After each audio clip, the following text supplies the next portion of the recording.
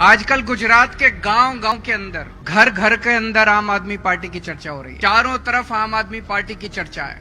एक बूढ़ी अम्मा आई, आके मुझे धीरे से कान में बोलती है, बेटा मैं बहुत गरीब हूँ, मेरा बड़ा मन है अयोध्या जाने का। मैंने कहा अम्मा आपको अयोध्या जरूर भेजेंगे। गुजरात के एक एक बुजुर्ग और एक एक माता को हम अयोध्या जी रामचंद्र जी के दर्शन कराएंगे। पिछले 3 साल में मैंने 50,000 बुजुर्गों को तीर्थ यात्रा कराई। 50,000। यहाँ पे गुजरात में 27 साल से भाजपा की सरकार है। आप में से किसी को अयोध्या जी के दर्शन कराए भाजपा? किसी को भी नहीं कराए। 27 साल में उन्होंने एक भी व्यक्ति को दर्शन नहीं कराए, तीर्थ यात्रा नहीं कराई। मैं CR पाटिल साहब को कहना चाहता हूँ, एक भी गुजरात के आदमी को तीर्थ यात्रा नहीं कराई। आम आदमी पार्टी की सरकार बन गई तो अगले 5 साल के अंदर गुजरात के सारी माताओं को और सारे बुजुर्गों को तीर्थ यात्रा करा। एक और मेरे पास गुजरात के बहुत गरीब एक व्यक्ति आए मेरे पास मिलने के लिए। उनका बेटा सरकारी स्कूल में पढ़ता है। बोले सर गुजरात में सरकारी स्कूलों का बहुत बुरा हाल है। अब आप सरकार बनाइए गुजरात में, और जैसे आपने दिल्ली में सरकारी स्कूल अच्छे किए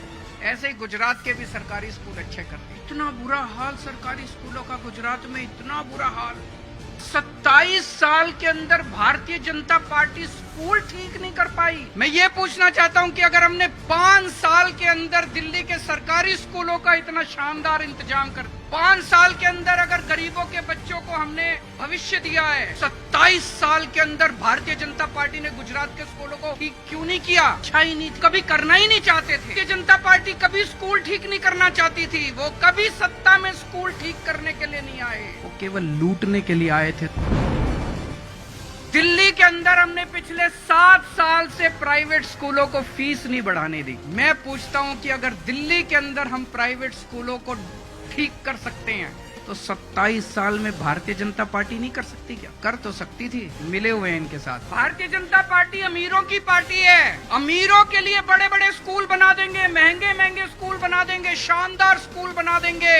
मैं CR पाटिल जी से पूछना चाहता हूँ, 27 साल में आपने गरीबों के लिए कितने स्कूल बनाए? स्कूल बंद करते जा रहे हैं, गरीबों के स्कूल बंद करते जा रहे हैं। 6,000 स्कूल बंद कर दिए इन लोगों ने पिछले कुछ दिनों में। और मैंने सुना यहाँ पे पेपर बहुत फूटते हैं मतलब लीक होते हैं। मेरे को पता चला गुजराती में उसको फूटना कहते हैं, कि पेपर बहुत फूटते हैं, सारे पेपर फूट जाते हैं। मैं पाटिल जी से कहना चाहता हूँ, एक पेपर नहीं तुमसे ठीक से होते, तुम सरकार क्या चलाओगे? और मैं आपसे पूछना चाहता हूँ, ये पेपर लीक कौन करवाता है? इसके पीछे कौन लोग हैं? कोई जेल नहीं जाता, किसी को जेल नहीं होती। पेपर फूटते हैं, फिर और पेपर फूटते, जनता बच्चों का भविष्य खराब हो रहा है। मैं 2-3 बार आया, इतनी ज्यादा इन लोगों को मेरे से चिढ़ हो गई। मेरे को इतनी गंदी गंदी गालियां दे रहे हैं, हमारे लोगों के ऊपर पिटाई कर रहे हैं, जगह जगह हमारे कार्यकर्ताओं की पिटाई कर रहे हैं। पाटिल साहब ये क्या है? ये तो अच्छी बात नहीं है। आप ऐसे चुनाव जीतना चाहते हो? इस तरह की गुंडागर्दी करके चुनाव जीतना चाहते हो? मैं आपको आके ये कह रहा हूँ कि मैंने दिल्ली में ऐसे कर दिया, मैंने स्कूल खोल दिया, मैंने अस्पताल खोल दिया, मैंने ये कर दिया, वो कर दिया। आप भी अपने काम बताओ। आप अपने काम क्यों नहीं बताते? कोई काम किए ही नहीं, 27 साल में कोई काम किए ही नहीं, इसीलिए डरा रहे हैं। डरा के धमका के इस तरह से ये चुनाव जीतना चाहते हैं। ये तो अच्छी चीज नहीं है, ये तो गलत चीज है। अभी एक कांग्रेस का बहुत बड़ा नेता हमारी पार्टी ज्वाइन करना चाहता। बीजेपी वालों को पता चल गया, बात लीक हो गई, तो बीजेपी वालों का उसके पास फोन आया, बोले खबरदार आम आदमी पार्टी में गया तो कांग्रेस में ही रहे। तो उसने कहा कि कांग्रेस में रहूं क्यों? बोले नहीं, कांग्रेस हमारी छोटी बहन है। तो ये जो भाई बहन का प्रेम है, ये इसने गुजरात को बर्बाद कर दिया।